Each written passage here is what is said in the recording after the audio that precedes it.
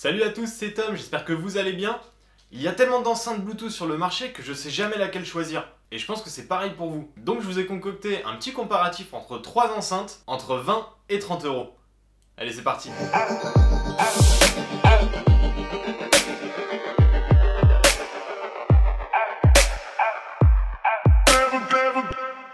Dans ce comparatif, on va les opposer sur plusieurs critères.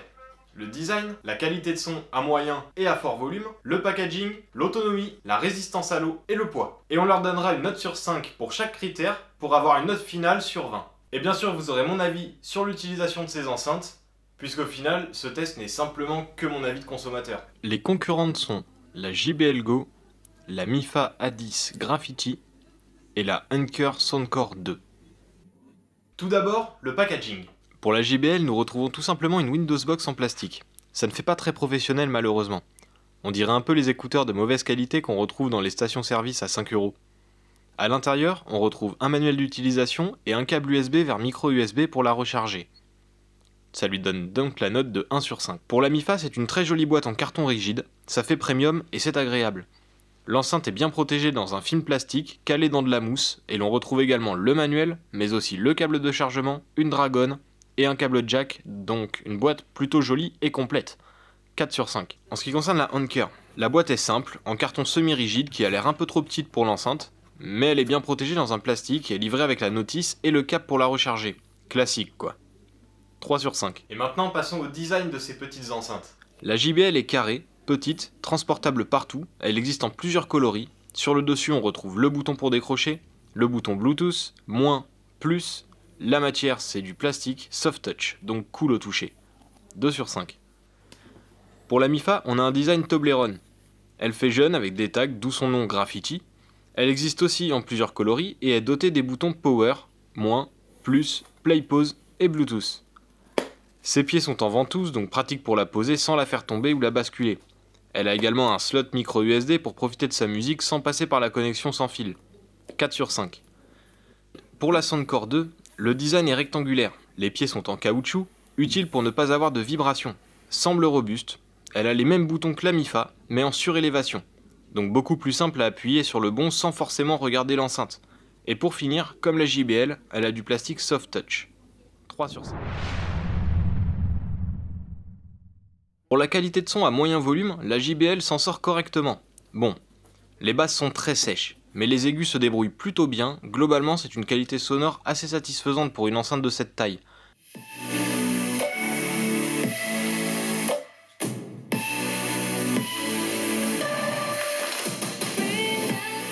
Mais le volume est vraiment bas.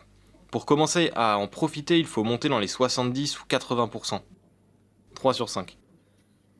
La Mifa a quant à elle un son correct, mais les aigus sont trop présents comparés à des basses trop fades.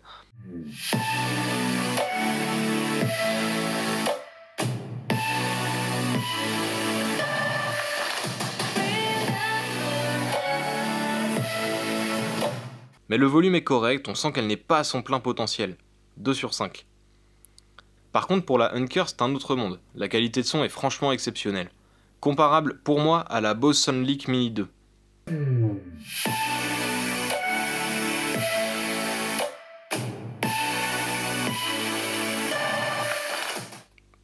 Les basses sont puissantes et bien gérées. On arrive à entendre des subtilités dans la musique et également à ressentir ces basses. Ce qui est peu commun pour une enceinte de cette taille et de ce prix. Les aigus sont top, pas trop criards, ils sont clairs et nets. 5 sur 5. À plein volume, la JBL révèle son potentiel. Elle ne sature pas, mais les basses sont complètement absentes. Les aigus l'emportent sur tout le reste, mais sans être désagréable. Le volume est puissant et très correct. 4 sur 5. Pour la Mifa, le son est très fort. Les basses sont très, même trop présentes. Les aigus ne sont pas nets et il y a pas mal de saturation dans le son en général. En gros, elle fait beaucoup de bruit, mais avec un son médiocre. 2 sur 5. Pour la Anker, les aigus sont fabuleux. Aucune distorsion, très nette, je n'ai rien à dire. En revanche, les basses sont nettement moins présentes et deviennent beaucoup plus sèches. On sent qu'il y a beaucoup moins de qualité qu'à moyen volume. Et on a plus l'impression que ça crache du son avec une qualité convenable. 3 sur 5. N'oublions pas que pour la JBL, elle a 5 heures d'autonomie, un haut-parleur de 3 watts et pèse 130 grammes. Elle a aussi un micro pour le kit main libre, ce qui lui vaut un 2 sur 5. La Mifa a 16 heures d'autonomie, 2 haut-parleurs de 5 watts et pèse 230 grammes. Le son est à 360 degrés et a aussi un micro. En plus de cela, elle est IPX5, donc résistante aux grosses projections d'eau mais pas submersible. 4 sur 5. Et pour la Hunker, 24 heures d'autonomie avec 2 haut-parleurs de 6 watts et pèse 270 grammes. Elle a également un micro pour le kit main libre et elle est aussi IPX5. 4 sur 5. Comme note finale, on a donc en dernière sur le podium la JBL Go avec un total de 9,5 sur 20.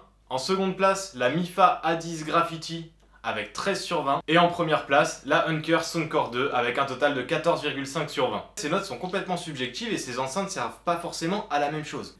La JBL est très pratique pour les voyages par exemple. Elle permet d'avoir une qualité correcte dans un minimum d'espace. Très légère, elle se glisse partout, donc très sympa pour les nomades. La Mifa est top pour les jeunes qui sortent et qui veulent du gros son pour les soirées ou pendant un foot. Ceux qui n'ont pas besoin d'une qualité de son extraordinaire, mais d'un volume puissant. Alors que la Hunker est géniale pour le quotidien, pour ceux qui sont assez exigeants et veulent un son clair en toute situation, et qui ne cherchent pas à écouter au maximum du volume. Pour les films sur l'ordinateur ou de la musique de chambre, c'est parfait. J'espère que cette vidéo vous aura plu. Je vous rappelle que ces enceintes sont disponibles suivant les sites à des prix d'environ 20 à 30 euros. Pensez à me dire en commentaire laquelle vous avez préférée et pourquoi. En mettant un petit like également, ça fait toujours plaisir. Et n'oubliez pas qu'être geek permet de rester jeune. A plus, bye.